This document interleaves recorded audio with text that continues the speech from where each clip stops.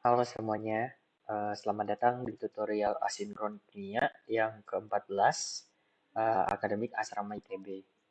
Di video tutorial asinkron kali ini, saya sendiri di sini akan membahas mengenai materi kimia organik dan biomolekul. Di mana saya akan membahas beberapa soal mengenai materi ini, dan diharap soal-soal ini dapat membantu teman-teman untuk lebih memahami mengenai materi kimia organik dan biomolekul ini. Oke, tanpa banyak basa-basi, mari kita lanjut ke pembahasan yang pertama.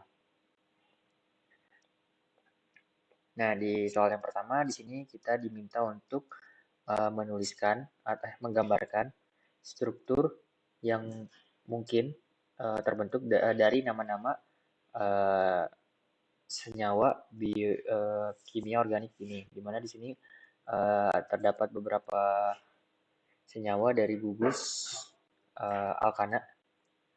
Nah, di sini yang pertama itu 2,2,4 trimetil pentana. Nah, pertama kita lihat dulu dari gugus utamanya, yaitu pentana.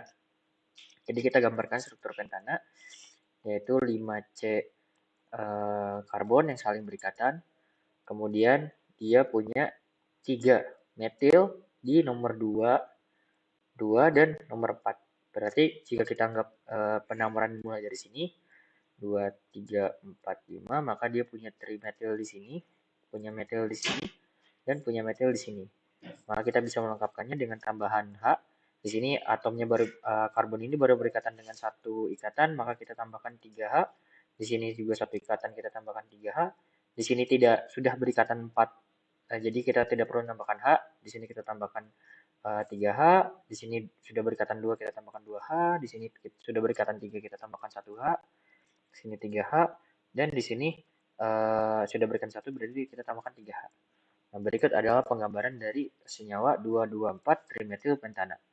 Nah, yang selanjutnya untuk nomor B itu 2,2,3 trimetil pentana. Nah, sama seperti nomor sebelumnya, kita gambarkan dulu terlebih dahulu gugus utamanya itu pentana. Kemudian kita beri penomoran yang bisa dimulai dari garis manapun. Kemudian kita ikuti dari penomoran tersebut letak-letak dari alkil senyawa ini, di mana terletak di 2 ada 2 metil, kemudian di 3 ada 1 metil. Maka kita lengkapkan dengan H yang ada. Di sini ada 3H, di sini ada 3H, di sini tidak ada H, di sini ada 3H, di sini 1H, di sini 3H, di sini 2H, dan di sini 3H. Oke. Nah, selanjutnya ada 2,3,4 trimetil pentana. Nah, untuk 2,3,4 trimetil pentana sama seperti sebelumnya, gambarkan pentana gugus utamanya, kemudian beri penomoran. Nah, kemudian kita tulis letak metilnya di 2, 3, dan 4. Kita tambahkan H-nya. H3, H, H3, H, H3. Di sini juga H, di sini H3. Nah, selanjutnya yang terakhir itu 2,3,3 trimetil. Sama seperti sebelumnya, gambarkan gugus utama pentana. Kemudian beri penomoran. Nah, kemudian letakkan alkil dari senyawa tersebut. Nah, lalu lengkapkan atom hidrogennya.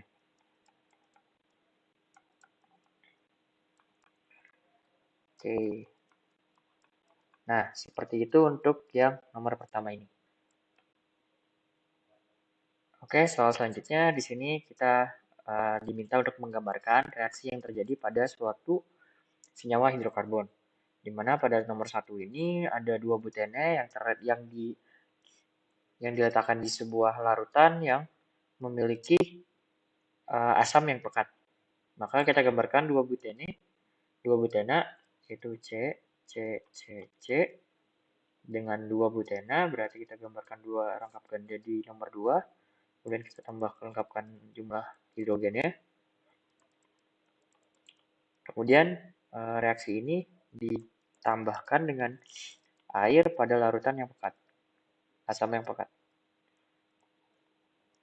Nah, maka reaksi yang terjadi dalam kondisi ini yaitu karena reaksi asamnya cukup kuat, maka si atom hidrogen di sini pada H2O ini akan cenderung menyerang atom salah satu dari atom C butena ini. Misal atom hidrogen ini menyerang ke sini, sehingga akan terlepas ikatan rangkap 2 di sini dan menambahkan ikatan hidrogen di sini. Nah, kemudian elektron yang lepas dari ikatan rangkap 2 ini akan menghubungkan tambahan senyawa dari OH sehingga dia akan saling mengikat dengan ikatan OH ini, terbentuklah senyawa ikatan OH di sini. Jadi kalau digambarkan hasilnya, maka akan terbentuk ikatan seperti ini. H dengan C di sini mengikat OH dan di sini terdapat CH3. Jadi akan terbentuk suatu senyawa alkohol. Nah, selanjutnya untuk kasus nomor 2 di mana etanol dehidrasi sehingga menghasilkan suatu etena. Nah, untuk etanol sendiri dia punya dua gugus C dengan satu gugus OH. Lengkapkan ini H3, di sini H2. Nah, ketika dia direaksikan, cenderung reaksi ini biasanya terjadi pada suatu kondisi yang sangat asam, sehingga akan hadir ketika adanya asam, yaitu dari H+ ini, dia akan menyerang OH yang ada di sini. Nah, dari serangan tersebut, maka CH2 di sini akan terbentuk O yang berikatan dengan 2H. Nah, senyawa yang H2O ini cenderung punya nilai yang lebih positif daripada C ini, sehingga elektron akan lebih terikat pada OH ini, sehingga terpotong ikatan baru yang menghasilkan H2O. Nah, kemudian elektron sisa di sini, C di sini akan memiliki muatan yang lebih positif akibat elektron yang terambil oleh H2O ini. Nah, kemudian dari elektron yang lebih positif tersebut, maka ikatan 3H yang ada di sini, ikatan 3H pada C yang ada di sini akan cenderung menarik elektron ke CH2 yang memiliki muatan lebih positif ini, sehingga terbentuk ikatan rangkap ganda dan terputusnya H yang ada di sini, sehingga akan menghasilkan CH2 yang berikatan ganda dengan CH2 lagi, dan terbentuk H+ baru. Jadi H+ yang sebelumnya terikat di H2O ini akan kembali muncul dari pemotongan H dari CH3 ini. Jadi reaksi ini H+ di sini hanya sebagai katalis saja, atau secara umum dapat kita tulis hasil reaksi dari CH3 CH2OH ini menghasilkan suatu etena CH2 berikatan ganda CH2 dan H2O, yaitu air. Atau kita bisa lihat bahwa etena di sini dihasilkan dari dehidrasi atau penghilangan air atau penghasilan air dari alkohol etanol. Seperti itu untuk soal nomor 2 ini. Oke, soal selanjutnya di sini diminta juga untuk menyelesaikan keseimbangan reaksi yang terjadi di salah satu gugus hidrokarbon di sini. Di sini ada gugus alkohol yaitu butanol bereaksi dengan asam asetat. Maka kita gambarkan dulu satu butanol itu sendiri. Butanol itu berarti ada 4 CO, OH, ada CH3, CH2, CH2 yang bereaksi dengan asam asetat, maka dia punya C2, di sini ada gugus AH dan di sini ada HO. Nah, reaksi antara asam karboksilat dengan suatu alkohol ini akan cenderung menghasilkan suatu senyawa air yang terjadi akibat penarikan salah satu atom H di sini untuk bergabung dengan salah satu gugus OH yang ada di masing-masing gugus karbon tersebut. Dimana contoh kasusnya ketika atom H pada gugus asam karboksilat tertarik oleh gugus alkohol, maka akan menghasilkan senyawa OH dan H. Ini. Dan menghasilkan senyawa nukleofil berupa yang bernilai negatif. Nah, dari pemutusan H ini, maka kemudian si molekul air ini akan cenderung berpisah akibat dari tarikan elektron oleh atom oksigen. Sehingga terpisah membentuk molekul air dan kemudian di sini akan terbentuk senyawa CH2CH2 CH CH2 CH2 ini CH2 CH2 CH2 CH2 positif.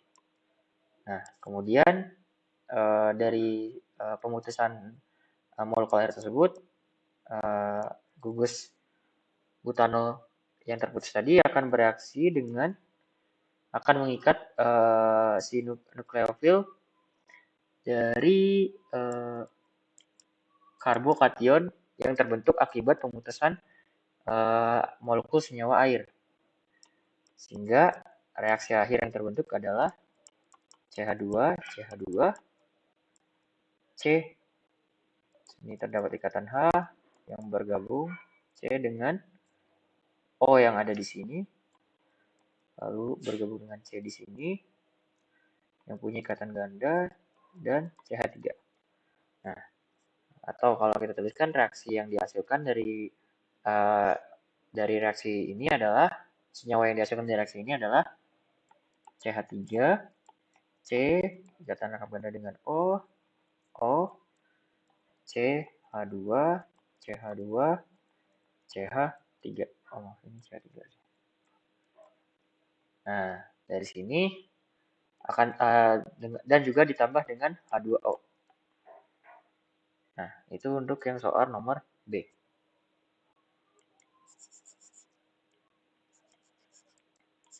Oke, selanjutnya untuk soal nomor itu untuk soal nomor A. Selanjutnya untuk soal nomor B. Sini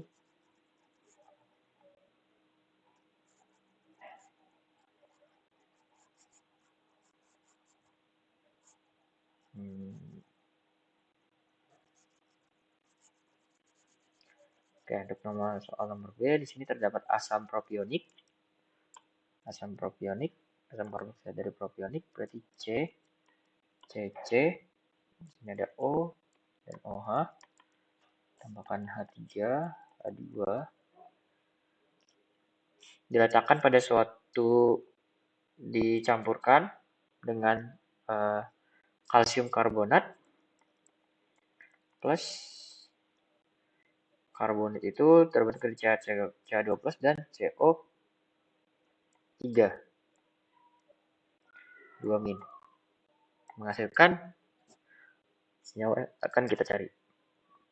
Nah, untuk gugus karboksilat kita bisa tulis ulang penggambarannya sama dengan sebelumnya. Nah, untuk gugus dari kalsium karbonat kita tahu bahwa CO3 di sini terbentuk dari satu ikatan tunggal O dengan 6 elektron, satu ikatan tunggal O lagi dengan 6 elektron, serta ikatan rangkap ganda O dengan 4 elektron.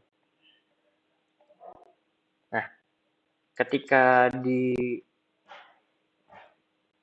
dituangkan, yang berarti kita punya asam yang kita punya larutan asam, sehingga dapat mengionisasi antara kalsium karbonat ini sehingga dia terpisah ikatan ioniknya.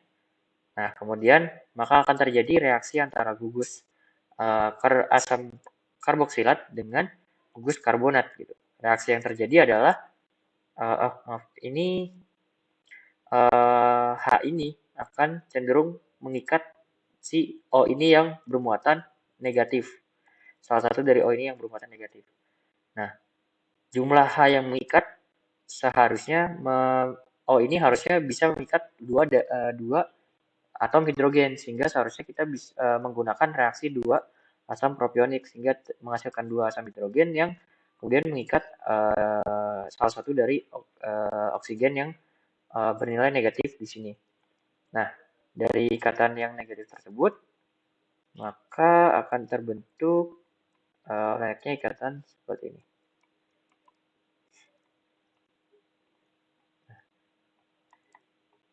Nah, kemudian sama seperti sebelumnya karena O ini nilainya lebih parsial positif daripada C, maka dia akan cenderung mengikat oksigen, mengikat elektron yang ada di C ini sehingga menghasilkan karbokation dari CO sehingga menghasilkan dan H2O. Nah, kemudian karena C di sini bernilai positif, maka dia akan cenderung menarik elektron kembali untuk berikatan lagi dan menghasilkan suatu senyawa CO yang berikatan ganda. Nah, kemudian untuk gugus alkohol yang ada di sini karena dia kehilangan 2H+, maka dia akan menarik ion Ca+ untuk berikatan dengan gugus alkohol ini.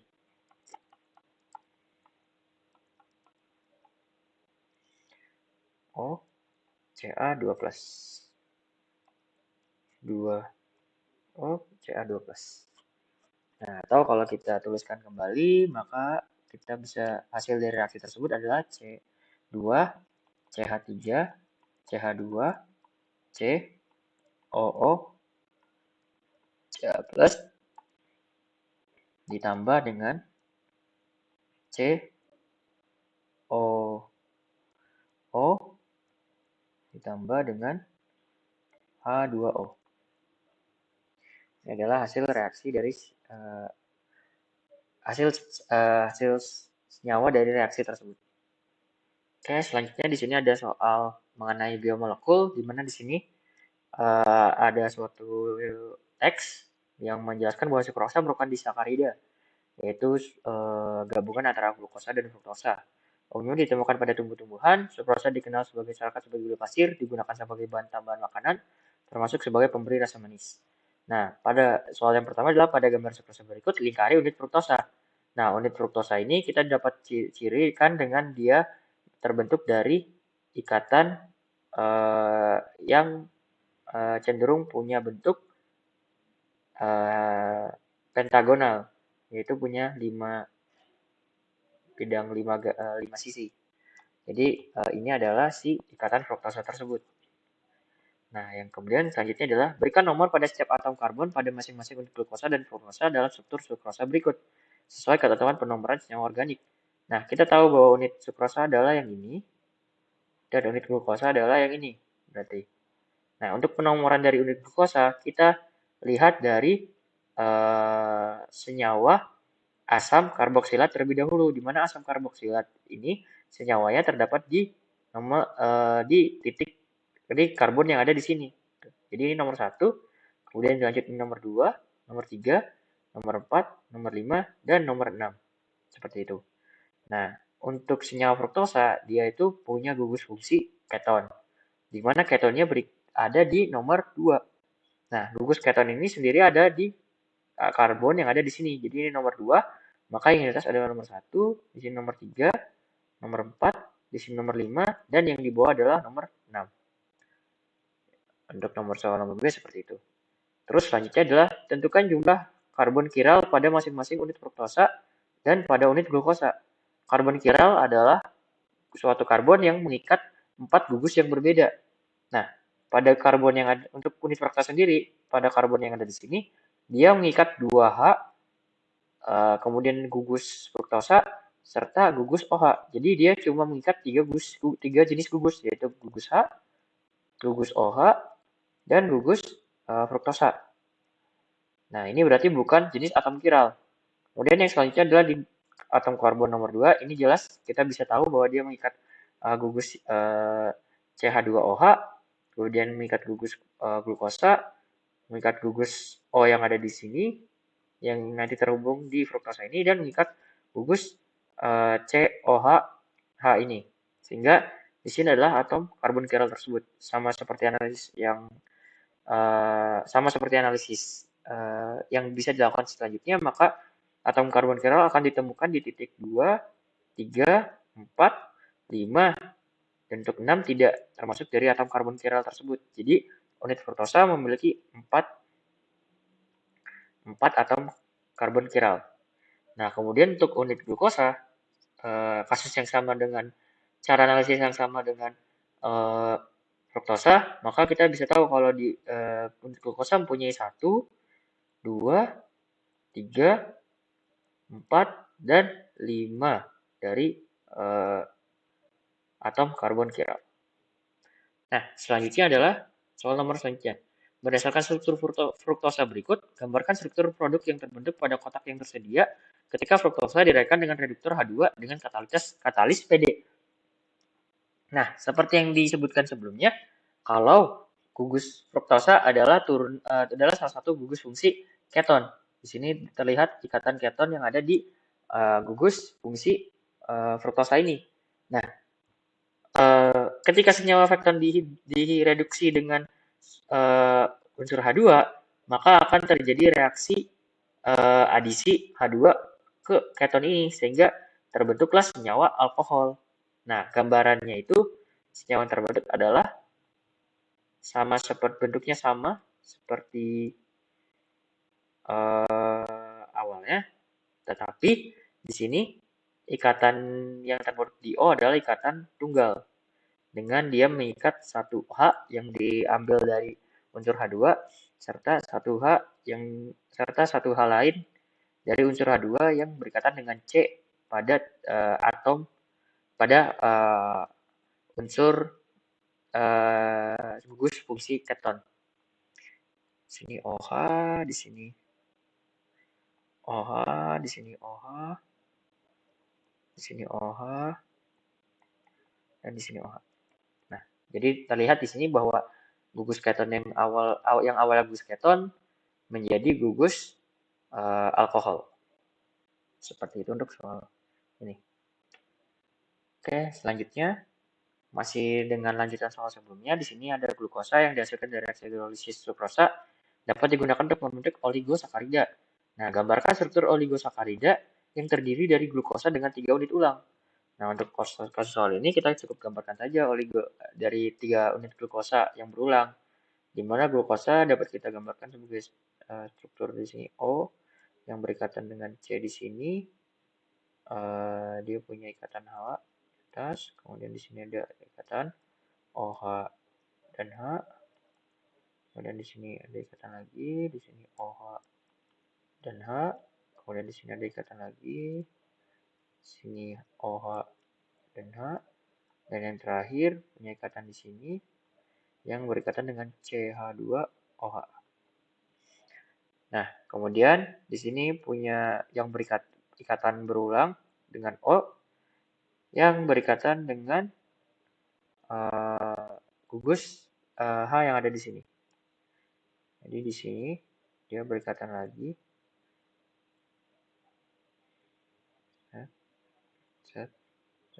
O. Di sini H berulang. Di sini O. H. Di sini H. Di sini OH. Di sini H. Nah, di sini dia punya ikatan H. Di sini CH2OH. Nah, sama seperti sebelumnya, ini berikatan dengan O lagi. Dan ini akan membentuk ikatan yang berulang.